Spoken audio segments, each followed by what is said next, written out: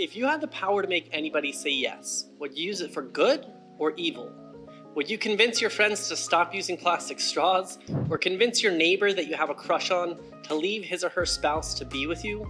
There's definitely no denying that the art of persuasion is a seductive and desired skill to have. Putting ethics aside for a moment, if you wanted to learn the secrets to persuasion, there is one man who's worth listening to. His career has been dedicated to researching the science behind persuasion and influence for the last 3 decades. And no, it's not me, but I'm flattered that you would think so. His name is Robert Cialdini. His work is best known for being the essential backbone for today's marketing world, with Fortune naming his book Influence, The Psychology of Persuasion, as one of the 75th smartest business books to read.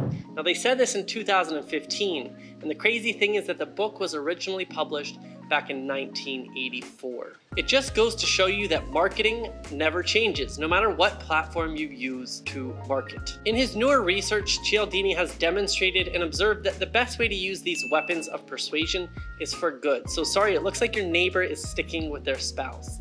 If you're generous and you've made it your mission to serve other people, you have a higher chance of getting the results you want in your business or your career. I'm Christian Martin, and in order for me to serve others and help you with your business, I had to get your attention and interest somehow. So when writing the perfect cold email, I want to show you a specific template you can use to close clients for your social media marketing agency, utilizing 6 of the persuasion principles in Robert Cialdini's book. And I even have a perfect Mad Lib style plug and play template that I'll show you at the end of this video, so stick around.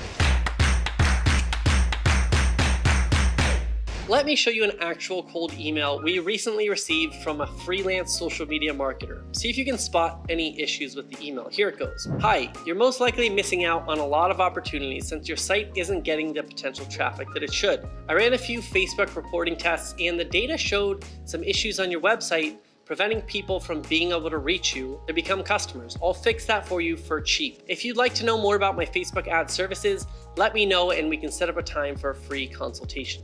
I'd like to speak with you and share some insights and show you the data about your site's potential. So please let me know about the best time to contact you and the best number to reach out with. I look forward to your reply, Jane Doe, Facebook ads expert. Now, this email is not the worst cold email I've ever seen. Jane reached out, she told me some things that were wrong and that she might be able to help, but it does need a lot of work and it's gonna look like everybody else's email. So using the 6 principles from the book Influence by Dr. Cialdini, we can create a killer email template that Jane can use to drive more leads and serve more clients. Cialdini calls these principles his 6 weapons of influence. Let's break it down. Number 1 is reciprocity. Cialdini states that humans are hardwired to want to return favors, pay back debts, and to treat others as they have been treated. In Jane's email, she clearly isn't providing any major value or giving away information that triggers me to want to return the favor. Cialdini recounts a study where researchers were trying to sell raffle tickets and they wanted to test the reciprocity principle. The researcher in this example would step out of the room and ask the subject if they'd like something from the vending machine. Now, whether they said yes or no, the researcher would bring them a Coke anyway. If it was a no, the researcher would say that he got lucky and the machine just happened to give out 2 Cokes. Now, later on, the researcher would ask the recipient to help them by purchasing $5 worth of raffle tickets. Now, the Coke only cost 50 cents. They had a separate control group in this experiment where no one got a Coke. The results show that the rates of buying raffle tickets were much higher than the control group for those who did receive a friendly Coke first. Now, I'm not saying you need to FedEx a bottle of Coke to everyone in your list, but you should provide them with something of value. So what does the old give and take principle have to do with writing emails? Well, by providing free value to your email recipients, they are more willing and even eager to give you the time of day and listen to what you have to offer. So when writing your email, think about what you can provide that invokes your potential client to want to return the favor. Now, in Jane's case, I would recommend showing some common mistakes their current website or sales funnel has. Show them that their competitors are running ads, how they're running those ads, or show them they simply don't have their pixels set up to properly track and create the right audiences to get more leads and sales. Now, the key is to do this without asking for anything in return. This is providing real value, and it shows the client that Jane did her research. She's creative, and it wasn't just a copy copy and paste email. The second principle is commitment. Have you ever publicly announced on social media that you were going to go to the gym and lose 15 pounds for your New Year's resolution? Yeah, if you do that, you're going to want to stay consistent so that when people ask you about it, you don't have to look like a fool. Cialdini argues that human beings have a desire to be consistent and they value others who keep their commitments as well. So here's a better example of commitment and consistency. Have you ever seen one of those website pop-up banners where they promise you 50% off your first purchase if you sign up for the newsletter? And the two options you have are, yes, I love a good deal, or no, I like paying full price for things. This is a commitment trigger and it works both ways. You commit to giving your email and in return, the business will send you the 50% discount code as promised. Now imagine never getting the discount code after putting in your email. You'd feel cheated, as if they tricked you into getting your email. They weren't consistent. To Cialdini, commitments have the most authority to influence someone when the commitments are public. Plus, when someone makes a small commitment, that person is much more likely to make a larger commitment later. It's like your girlfriend asking you to bring her a glass of water and all of a sudden you're scrubbing the toilet, vacuuming, and taking out the trash, because that's commitment. It works on me and I make a living knowing these principles. Now, this principle also states that people live up to what they have publicly said they will do or what they have written down. So you can use the commitment principle in your email by having your prospects click through to your sales funnel, download a case study, check out your blog, or subscribe to a YouTube channel. Now, why do this? Because smart marketers know that it can take 7 to 13 touches before someone becomes a customer. So if your first touch point is the cold email, you can use a second touch point and a third, and you can even use a tracking software like Streak so that you can see when they open the second touch point, the third touch point, and on and on. When they respond to you, you can send them a calendar invite for a free consultation, get another touch point, more commitment, and you can see where I'm going with this. If you're consistent in every touch point and you keep your promises every step of the way, this is going to continue to build trust with your prospects. Now, Jane didn't provide anything for me to see in this example. I didn't commit to a click or a download because there was nothing for me in that email. So I actually rewrote Jane's entire email to show you how the reciprocity principle works with commitments and consistency. I'll show you the exact email template, but first, let's talk about principle number 3, social proof. People are more motivated to do something when they see someone else doing it too. I'm sure your parents said, if all your friends jumped off a bridge, would you do it too, to try and break you out of this cycle? Now, obviously they wanted you to say no, but there's a reason this is a cliche saying. It wouldn't have the desired effect your parents wanted if they said, if all your friends were investing in a profitable startup and making bank, would you do it too? So this is the reason everyone bought fidget spinners, or that we assume food is good at a newly packed restaurant just because there's a lot of people there. Or when everyone couldn't stop talking about Fire Festival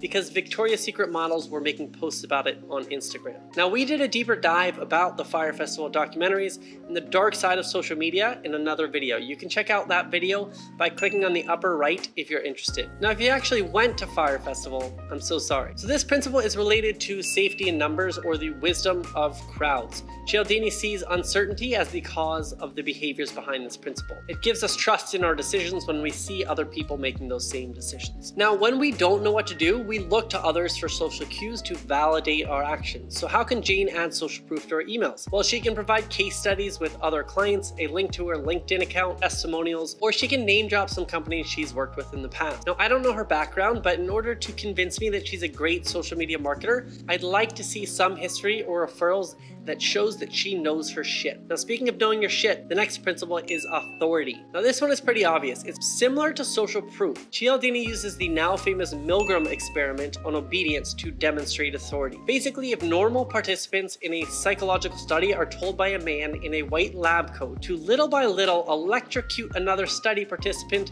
until they scream in agony and eventually die, at least in the perception of the person in the experiment, more often than not, the person will do this. Now, Cialdini discovered that for the most part, we have been taught to accept and to respect authority. Everyone but me. Now, we want to follow the lead of experts normally.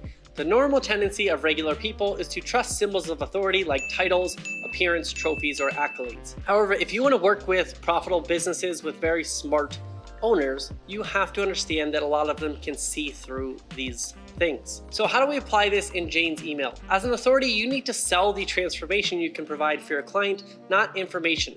So you can do this by showing your potential prospect what their competition is doing, leaning on previous case studies and testimonials, or if you're just starting out, there's another way to show authority. You can cite professionals or industry-specific institutions backing up any claims you make. You can showcase an image of any certifications you might have in the signature of your email. You can add a single testimonial about your services in your signature, or you can tell a story about someone else in your industry who had success with the techniques you're talking about. Principle number 5 is liking. Cialdini argues that we are more inclined to be influenced by people we like. I know this might sound obvious, but let me elaborate so you understand. If we like someone, then we're more likely to do what they ask us to do. Now, a salesman, for example, will try and befriend you and get you on his side before trying to sell you something. Cialdini cites 6 factors which influence whether or not someone likes you. These include attractiveness. Now, I'm not saying there's a correlation between the size of my email list, 60,000, and my attractiveness. So the things that make us like another person: attractiveness, associations, compliments, similarities, flattery, and common goals. Here's some examples. Attractiveness is easy. It's I know I'm easy on the eyes. This is also showing up as a professional. So if your market thinks it's attractive to wear a 3-piece suit to the office, then you might want to show up in a 3-piece suit. The second thing is associations. It's like, oh, you know Becky from Boulder too? Yeah, she's pretty great. The third thing is compliments. That's a really nice Gucci watch you have. Oh, it's an Apple Watch? You definitely had me fooled. The next thing is similarities. Sweet Lambo, I have the exact same model back home. Next we have flattery. You're seriously a genius when it comes to sales funnels. And finally we have common goals. And that's the exact reason I'm doing this as well. I want financial freedom. People that share your goals. How do we use the likability principle for email outreach? Well, if you did your research and you understand what niche you're serving, you can do the following. Share common business goals, flatter your prospect by pointing out the quality of reviews their business is getting on Yelp, show them that you've worked with similar businesses in the area, or even show them you have a mutual acquaintance. Now, the principle can be countered by the prospect separating the offer from you and making decisions based on the merits of the offer rather than how much they like you as a person. But don't worry, because I have one last principle that's going to put a fire under their butts when it comes to decision making, and this is scarcity. The 6th and last principle is one of the most important. Remember when Facebook only allowed college students with a university email to sign up for their service? This was Facebook's attempt to utilize the scarcity principle, and they did it quite well.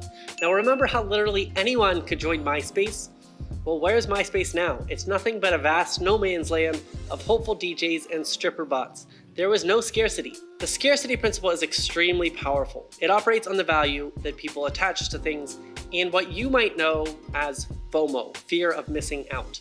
In economic theory, scarcity is similar to the idea of supply and demand. The less there is of something, the more valuable it becomes, as long as people demand more of that thing than there is supply. So I have a buddy that buys and sells retro Air Jordans. I thought he was a lunatic until I saw that he bought a pair of shoes for $190, flipped them over for $500. He couldn't pull that off if Nike didn't limit the number of those particular sneakers they released. So gym shoes, Beanie Babies, or potato chips that look like Abraham Lincoln's profile, these all have high value because of scarcity. Through Cialdini's research, he concludes that humans are challenged emotionally when freedoms are threatened by limiting free choice. In other words, FOMO. So how can we utilize the same principle to improve Jane's email? One form of scarcity is saying she has limited availability for a free consultation, so you want to schedule now if you're interested. Or for a limited time, she's discounting her normal rate in return for guaranteed testimonials and a case study, or she's doing a free webinar with limited access in the next 24 hours. So those were all 6 principles: reciprocity, commitment, social proof, authority, likability, and scarcity. Now let's take a look at Jane's new email utilizing these principles. In this example, we're reaching out to a chiropractic business. Let's say that I own the chiropractic business. Hey Christian, you don't know me, but I thought that this might help you. When looking for a chiropractic business owner to help, I always look for those who truly care about their patients, and you seem to be just that. I came across your Facebook page and noticed a couple things that are costing you money and losing you clients right now that can be easily and quickly fixed. You can do it yourself. I put together a free video analysis of your customer acquisition funnel and identified 3 common mistakes you're making that when fixed will get you more clients, revenue, and sales. I'll show you how to fix them in this video, and then I would link to that video. You seem like the type of business owner who is always trying to get better and serve your customers at the highest level, so this could help you make a bigger impact. The strategy I outlined is the same strategy that your competitor, Friendly Chiropractic Care, uses to bring in more than $3 million a year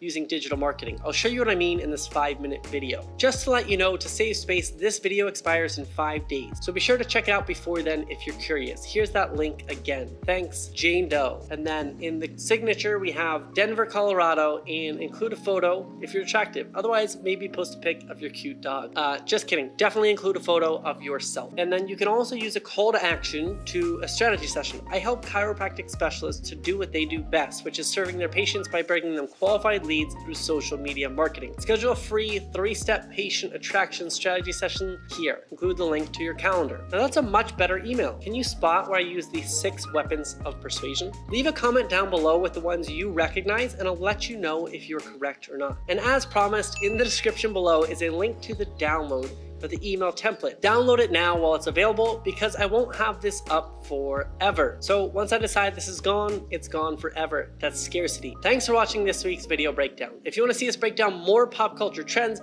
viral videos, or digital marketing tactics, and I know you do, check out our last video. And if you're back watching this new episode and you still haven't subscribed, what are you waiting for? Hit that like and subscribe button right now. You won't regret it. I will see you guys next time.